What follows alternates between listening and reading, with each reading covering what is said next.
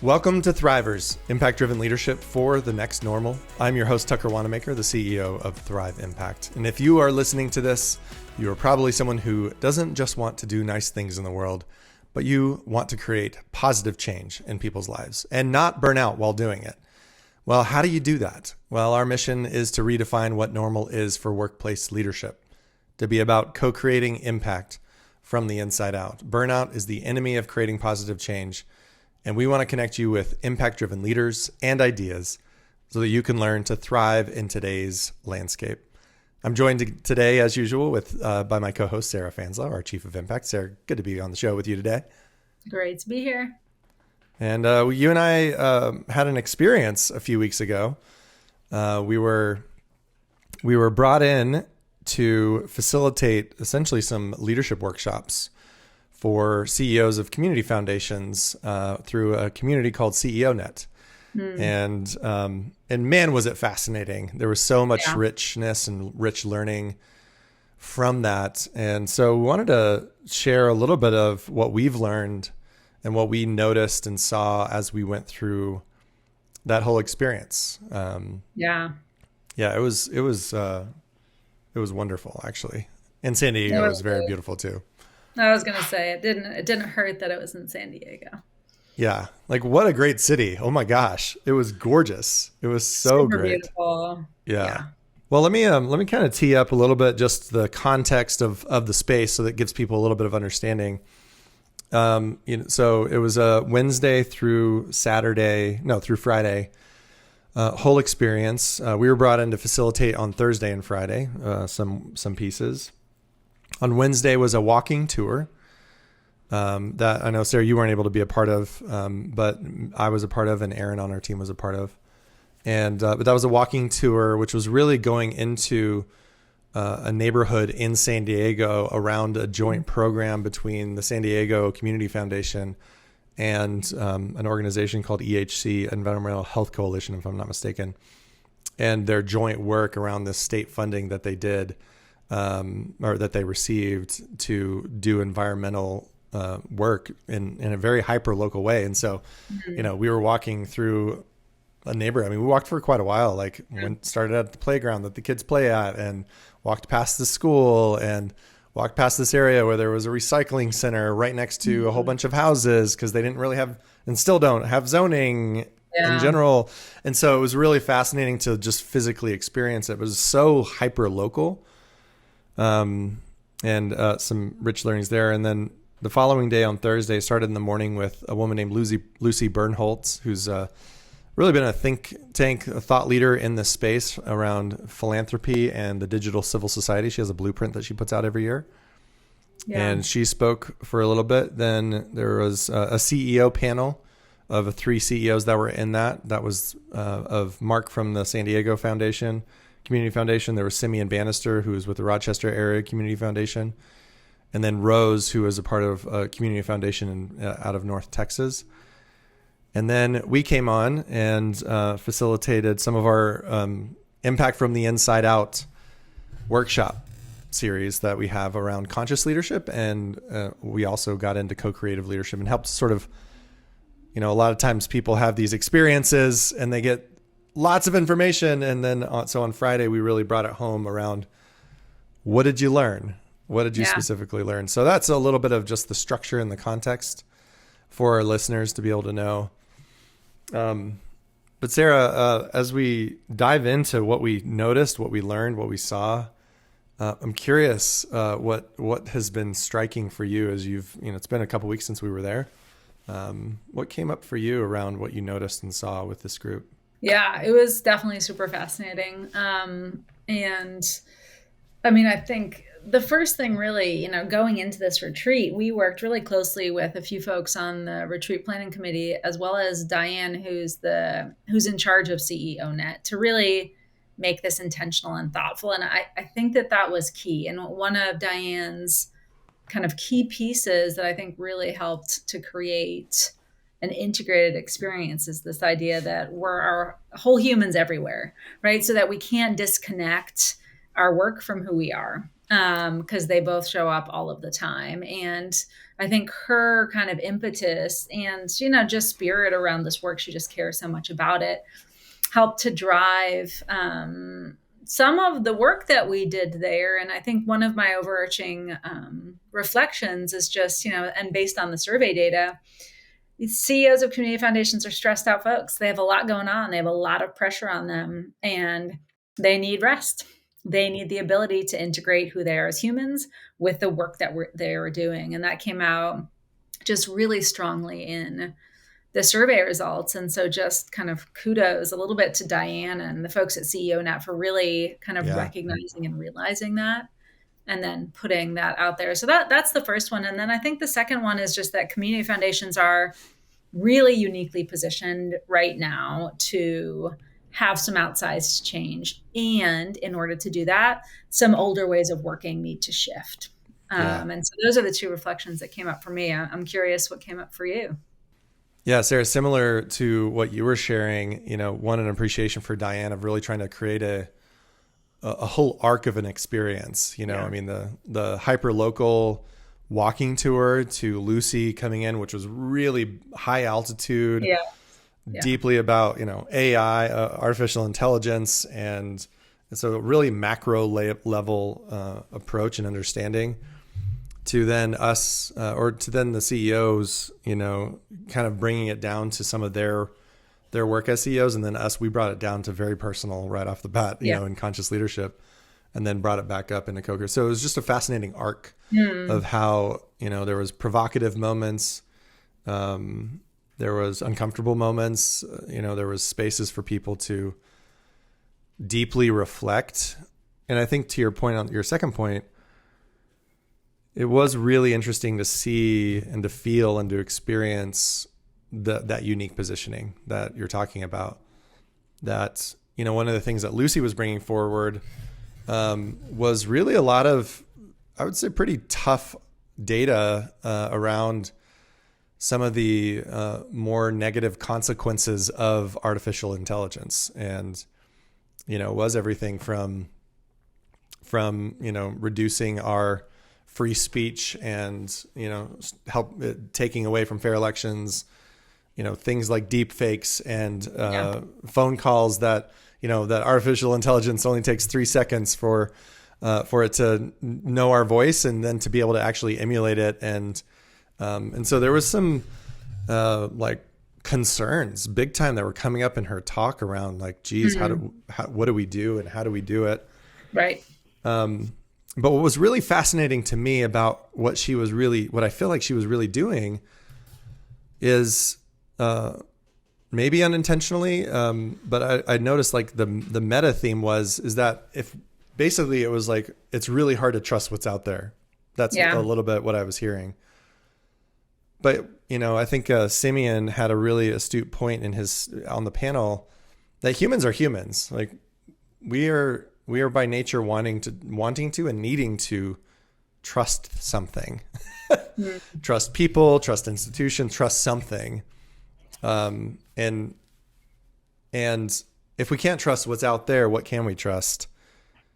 And so it was really interesting to see, and especially having done that walking tour where there was no deep fake there. That was the real people I was walking with, right? That was the real recycling center next to the real houses that I physically saw and smelled and experienced, right? And so even on that level, it was really fascinating to see how the rise of the impact-driven community foundation is now is that time, not the asset-driven community foundation, although you need assets. But what is your real impact and what is your real purpose for why you're here?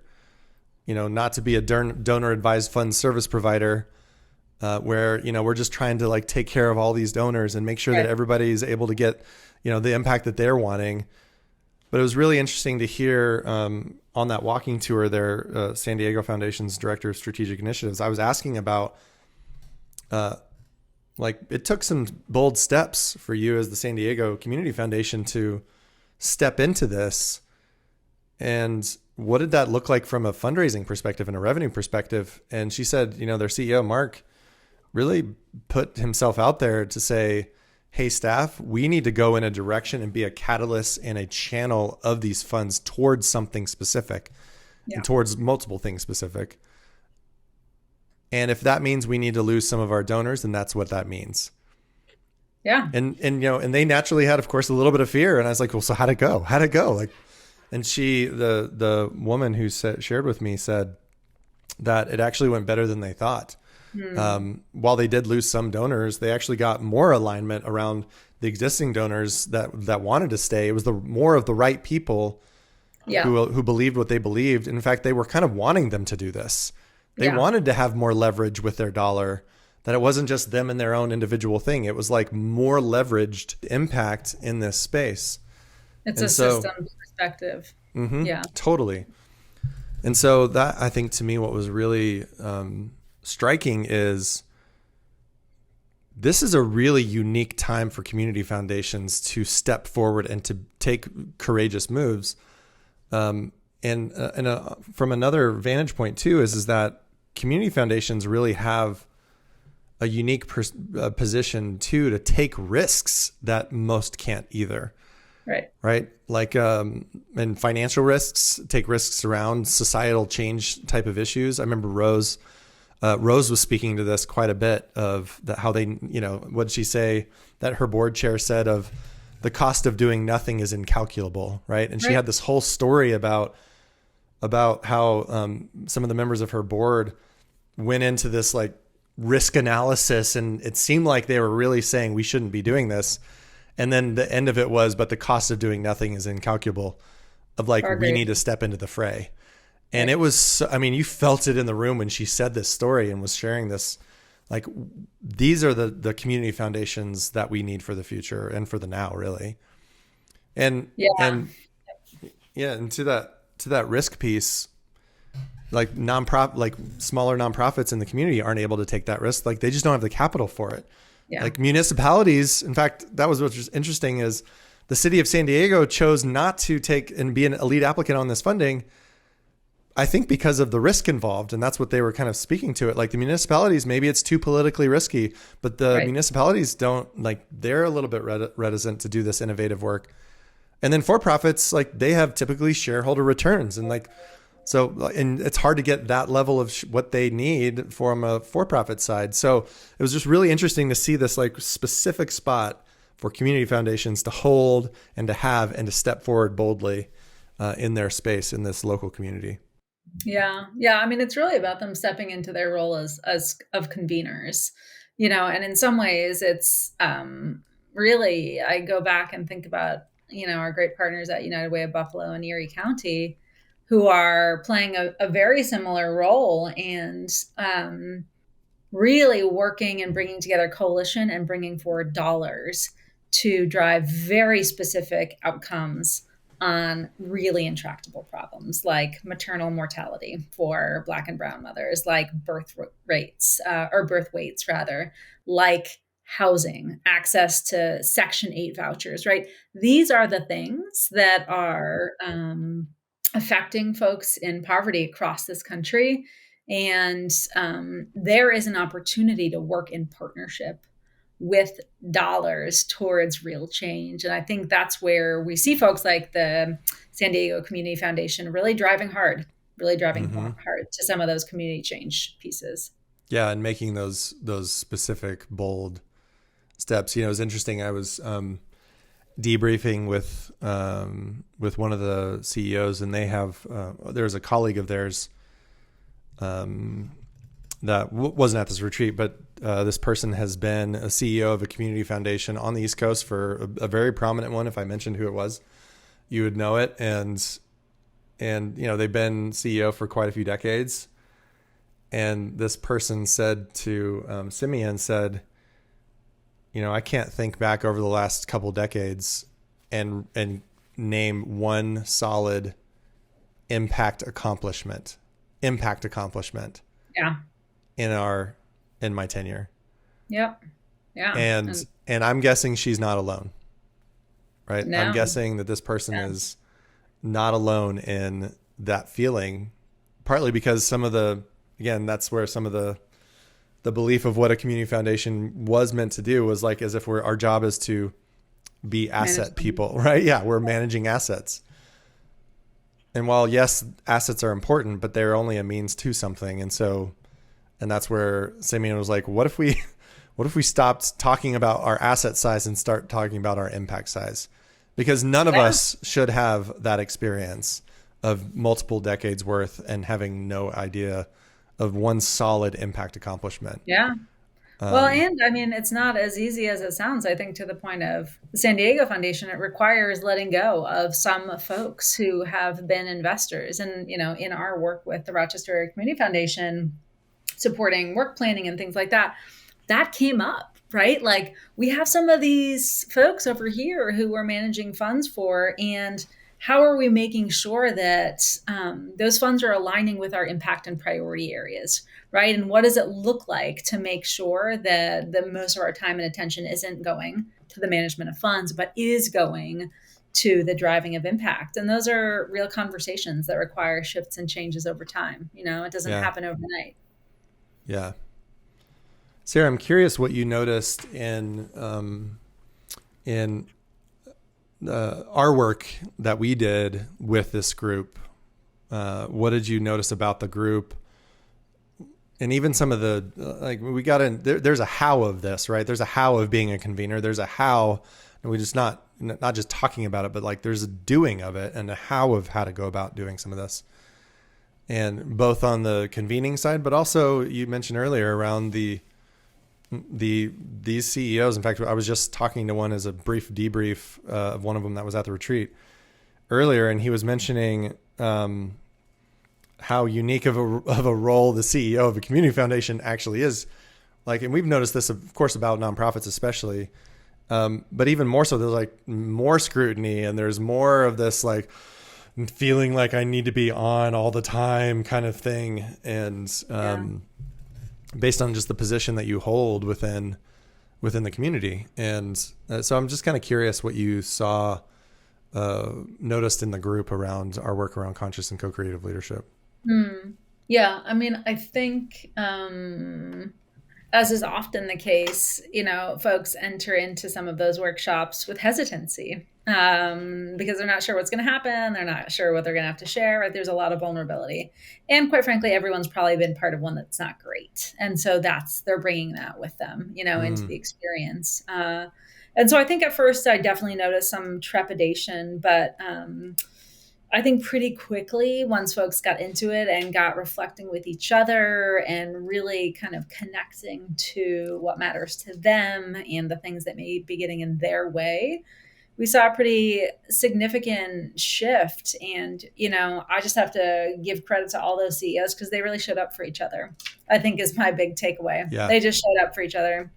And we had this conversation a few times with Diane where we've done similar workshops with other organizations, and there's always a level of showing up. Some people really show up, some people half show up, some people don't show up at all. And I think what was awesome was folks really being vulnerable with each other. And even though, some of these folks didn't know each other at all, right? This was a group of CEOs from across the country. Yeah. Some knew each other, some didn't.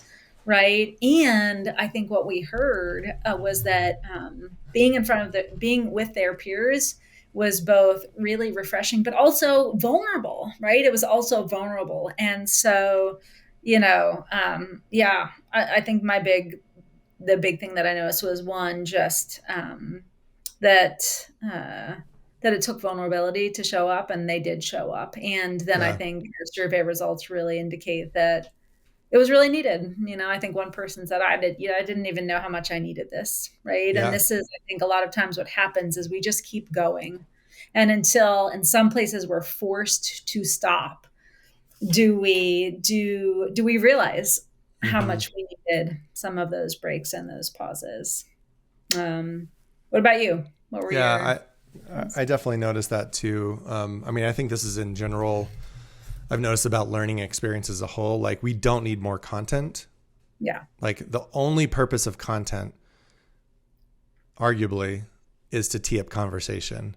But we don't look at most experiences, most retreats, most conferences don't look, they prioritize content. Yeah. And maybe that's important for marketing purposes, like so-and-so speaker, blah, blah, blah, blah, and Sienna did that a little bit too, right? Lucy Bernholz, like she's a well-respected thought leader in the space.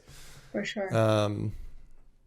And what they really needed was the enough content to tee up conversation, was enough content to tee up pausing and reflecting and making it real for them. And I really notice very clearly here, and I've consistently noticed this over the years that we've done this, is that people don't need more content. They need more learning. Yeah. Like we don't need more information.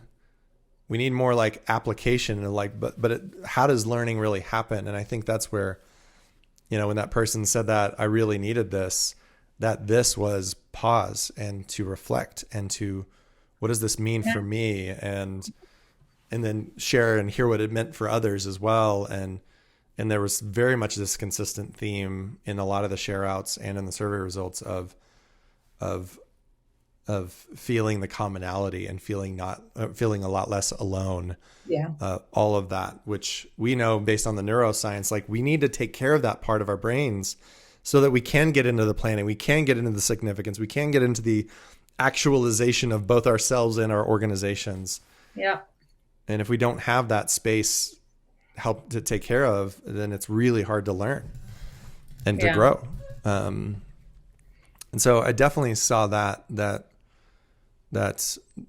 there's such a hunger for people to really be able to have generative conversations with great questions and understand how do we lead more effectively moving forward, but in a way that's collaborative and group. And I remember there was one person when we were doing a couple of breathing exercises, one of the CEOs said her share out was noticing how powerful it was for all of us to do this together.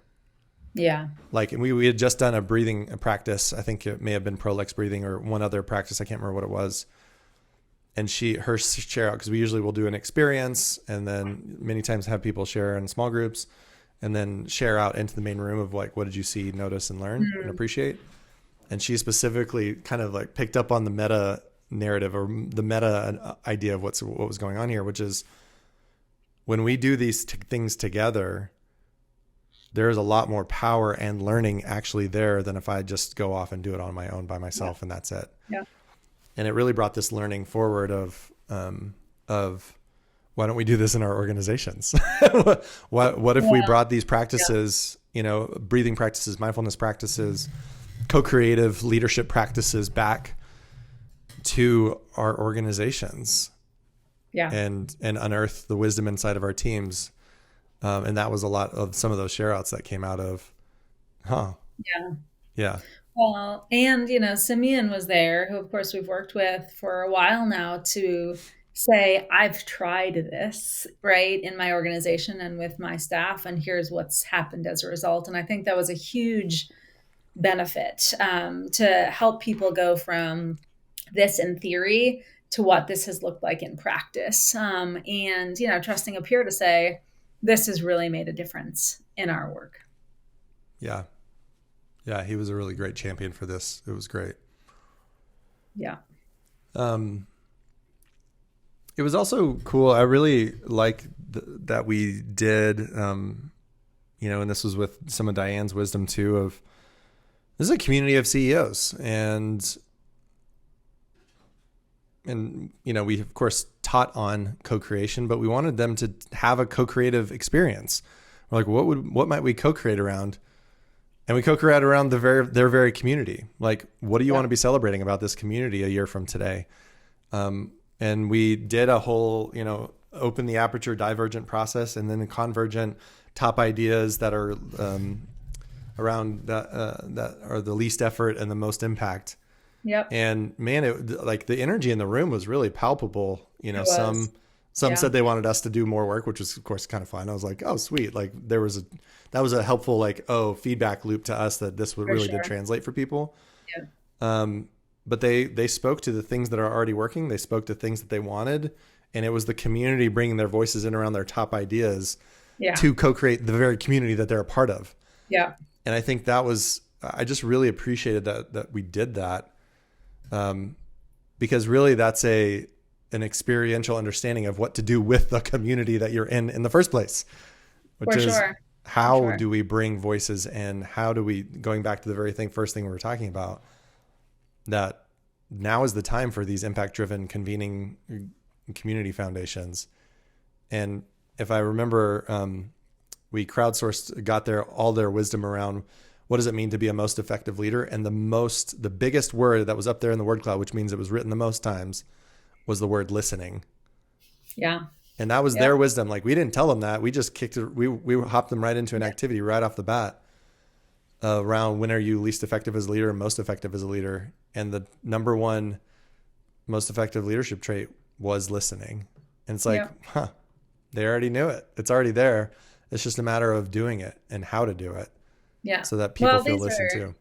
for sure. Yeah. And these are, really smart, talented folks, right? You don't get to be head of a community foundation for nothing, right? It means you're a pretty awesome human. And, I think one of the things that somebody said to us while we were there, especially after that first talk around kind of some of the perils of artificial intelligence, was we're a really smart group of folks. I think we, are going to figure out how to adapt. And I think part of what bringing folks together does is show people just that there is wisdom when folks come together that can mean, sure, there are risks out there. Sure, there's harms. There's always been, right? It's not new. A Yeah. risk is Well, not that's something new. new right now. Yeah. No. So the question is not, can we do it? The question is, how do we do it and how can we do it together?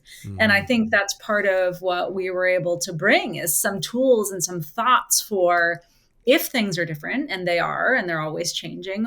What does it mean about how I show up differently as a leader? What does it mean for the questions I ask my staff? What does it mean for how we make choices and decisions? What does it mean for how I engage the community? And I Mm-hmm. think, really, we of course we have that rate of change graphic that we use all the time. And I think at the end you said, hopefully we gave you some tools to help you navigate, right, the Mm-hmm. rate and the pace of change more effectively. And that's really the point of this work. It's to say we need new tools for new times. And I think that's why it really resonated with folks, because they feel that too. They feel that Yeah. too. And I think they're tired of hearing the one-sided story, which just goes, everything's on fire and we can't do anything about it, right? Yeah. Because what does that help? Not much. The Mm-hmm. question is, what can we do about it, right? And so Mm-hmm. I think that that's really what we were able to bring into the space. And Yeah. some of the ideas that they co-created were brilliant, right, for helping their community accelerate to match the pace of change. Yeah. Yeah. Well, and to build on what you said, Sarah, that um, how often do we drastically underestimate the wisdom that's already in any Yeah. room? Right? How often, and that's where, to your point, there was a lot of fear that had come out through Yeah. some of the earlier speeches, basically talks. And then what we discovered right off the bat is that they already knew what to do, right? And it's Yeah. like we already have the wisdom. It's already there. We just need to bring it out and excavate it. Yes. And that's why I love those words, and they shared their least effective traits. Their top three were critical, impatient, and defensive. Yeah. and then their most effective leadership was listening, collaborative, and curious. Those were the top three. Yeah. But that was their words. Like, we didn't tee anything up. We just got them right into an activity of their wisdom. Right. And there was so much wisdom already in that room. And then we invited them into practicing that wisdom and actually doing it, like listening to one another. But that's what I just really notice consistently is regularly we underestimate. Hence, it goes back to that content issue of, we don't need more content. We need more conversation and excavating of wisdom from what's already existing in the room. And it's way better for learning. It's way better for the outcomes we're wanting. It's way better for alignment. It's way better for like human beings, our well-being, because we realize, oh, I'm not alone. Oh, wow, maybe I already do know what I Right. need to do.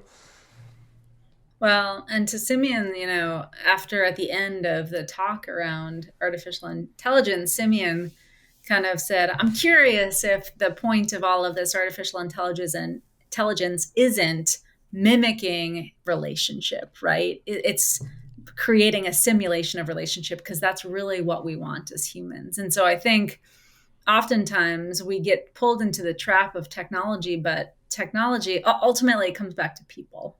It always comes back to people. And so as community foundations are leading in this next normal, I think what this retreat really centered folks on is that it comes back to people and to themselves as leaders. Mm-hmm. Well, if you're out there and you're listening as a community foundation CEO, just encourage you to check out CEO Net. They're doing some great work in building the community of CEOs of community foundations. But also, this is your time. This is your time to, as Simeon was sharing with me, he's like, we need to change our lexicon to be about why we're here, which is that I've already said a little bit of, we need to not be about our asset size.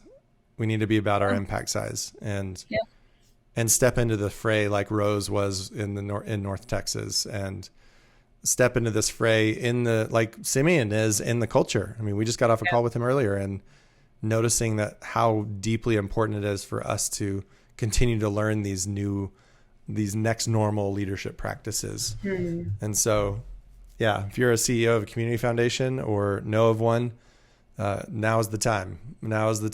It is your time to step into the space that your community needs you to step into. And there are lots of ways of going about that in some of these newer next normal approaches. So, well, until next time, thanks for listening in to the podcast. If you love this, or if this is supportive for you, shoot us or put a review up on wherever you listen to podcasts, up on iTunes or Spotify or wherever it might be. And also, if this was helpful for you, there's a good chance it might be helpful for somebody you know. So invite you to share this with somebody else, and help us to continue this mission of really redefining workplace leadership to be about creating impact from the inside out. Thanks for listening, and we'll see you next time. Thanks, y'all.